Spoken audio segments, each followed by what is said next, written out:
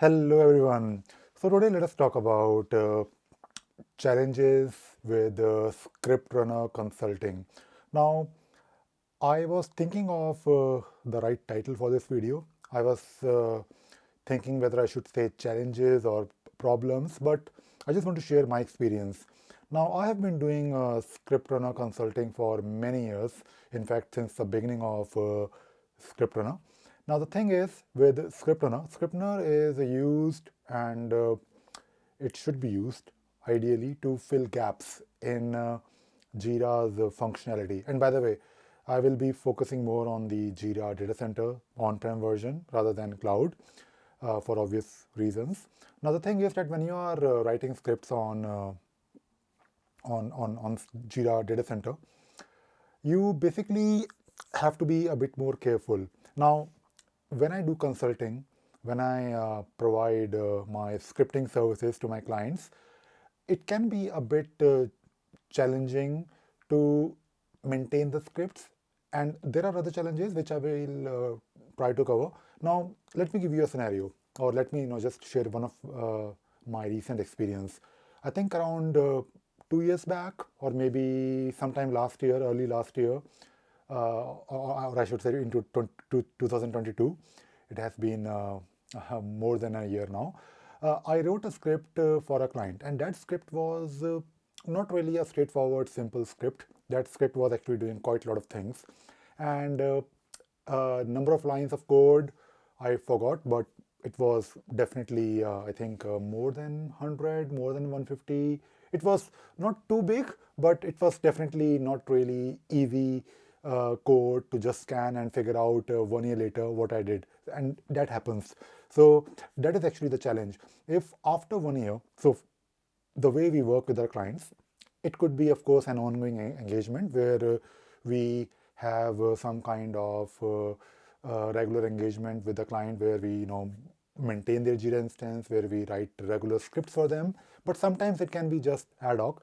Let us say if you approach me that, Ravi, can you please write a script for us? I can, of course, help you. I can write a script for you, or someone from my team can write a script for you. So when we write a script for our clients, we, of course, try to capture the requirements, and we try to, document it somewhere, although it can be a bit more difficult than usual software development because when we write scripts, as the name suggests, it is just a script to fill in some gaps or to add some small additional functionality, although that definition of small is not always clear. So when we write a script for a client, or when we wrote a script for a client, and if after, let us say, 2 years or 1 year, due to some changes in Jira APIs, I mean, Jira has to be upgraded from time to time, at least once or twice in a year. It can definitely break the scripts, and not only the upgrade, but it could be something else. Maybe so when we wrote the script for a client, we of course try to explain it to the client that okay, modify these variables. We definitely define those global variables so that client can modify it. But if they make some changes in the script, because they can and they should be if they know what they're doing, then it can definitely also change the behavior or the expected outcome, or in fact break the script. Now after 2 years, or after 1 year, or after 6 months, it is actually a bit more difficult for us to also troubleshoot, and that is why I always recommend never really write try to avoid, I'm not really saying never, but try to avoid writing big scripts. Try to avoid writing scripts that are like, 500 lines of code. That is like way too much. Of course you can. No one is going to stop you, but and it will definitely work, of course. But if you write scripts that are too long, too complicated, then it will be difficult for you to figure out what you did. And also, talking about, of course, documentation, requirement gathering, or writing some kind of specifications, I know it is not always possible and feasible to maintain those specifications and keep it safe and keep it in alignment with the script. But of course, try to do it. Fortunately, when you're working for a corporate, it is easy. For example, I have worked with a lot of banks, and when you're working for a bank, and if you're trying to build some kind of solution, you spend more time on first capturing the requirements, agreeing on the requirements, and then of course freezing it. Some kind of a waterfall approach, and that is actually I prefer in especially in these cases when you're writing scripts, because after 2 years, if something breaks, then you will refer to the document. You will refer to let's say if you are doing some sync of Jira with another tool, and if you want to upgrade something or if you want to modify something, you will of course make your specifications. Change your specifications and then of course modify the code. So that is of course just one example. Also, I want to talk about consulting in general, of course focused on Scriptrunner.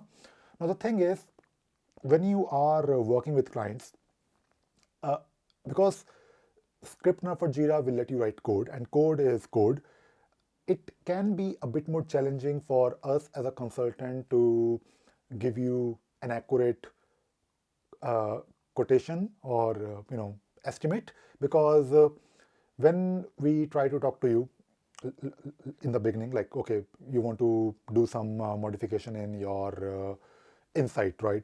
Or you want to do some listener. We can of course try to understand your requirements, and we can try to give you an estimate based on what we think, like how many days or hours it will take.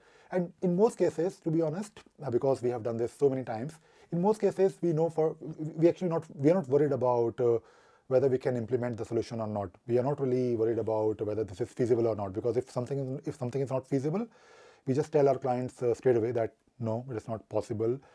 Maybe do something else. And we try to also suggest and recommend to our clients that this solution can be optimized. And of course this comes with experience. But the thing is that when you're writing scripts, because it is nothing but a piece of code, when you deliver a solution, let us say you write a listener or a job or whatever, any script, then client often wants to modify it, and we do in our estimate keep some buffer.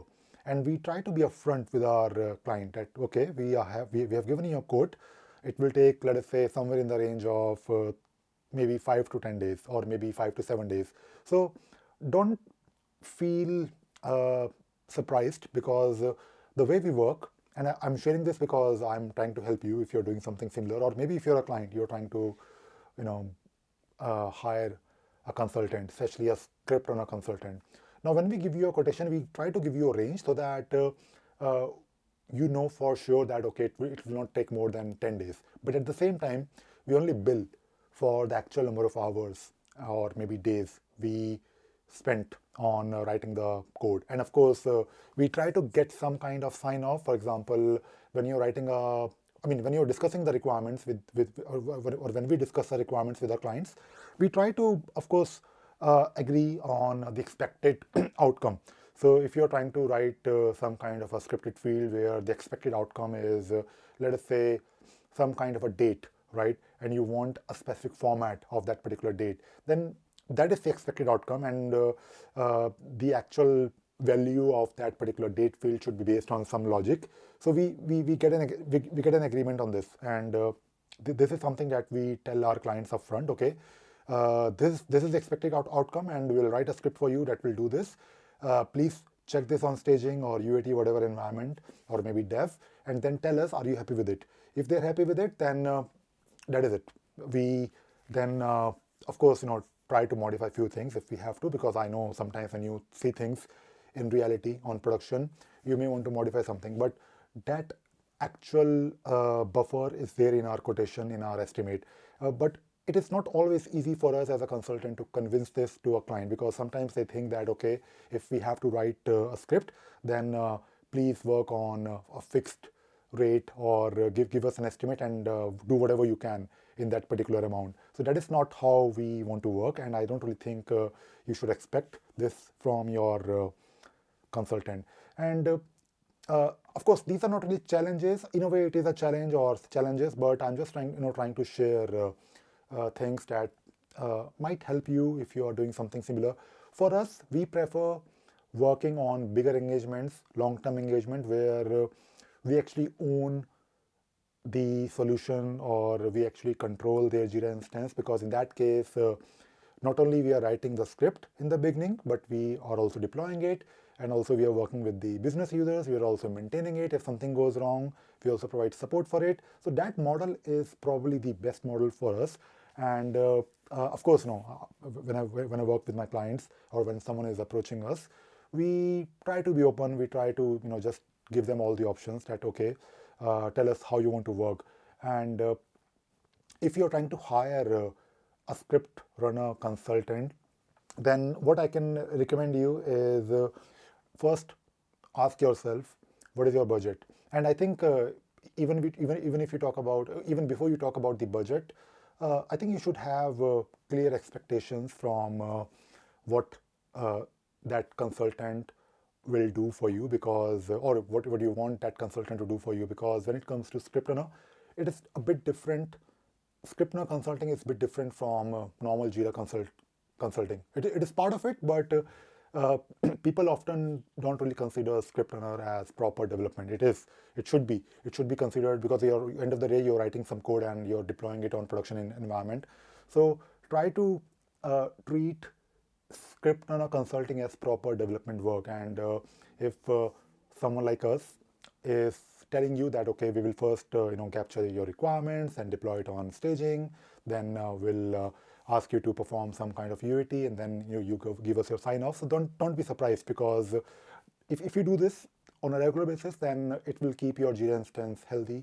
It will help you to figure out what this script is doing even after 2 years.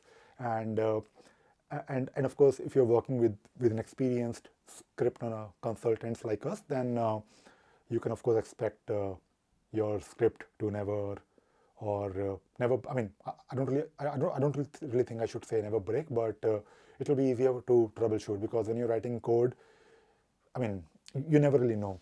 So these are a few things that I wanted to talk about in this video. And of course, if you're trying to hire a Scriptrunner consultant, then do reach out to us. We can definitely help you.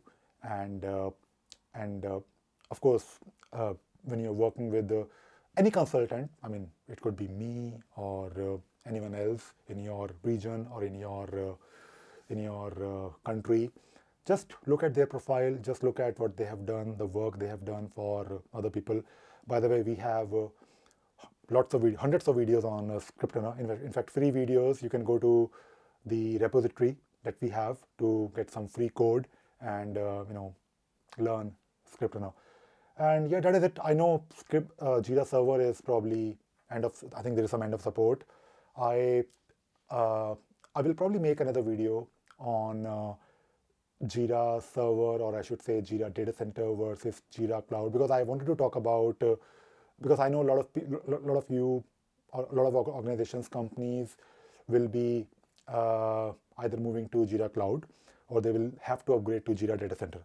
I think if you are anywhere in the range of 500-ish, maybe a bit less, just stay on server. And it will actually not really, I mean, let us not talk about the cost in this video. I just want to talk about if you're in the range of 400, 500, then I think it is better to stay on prem.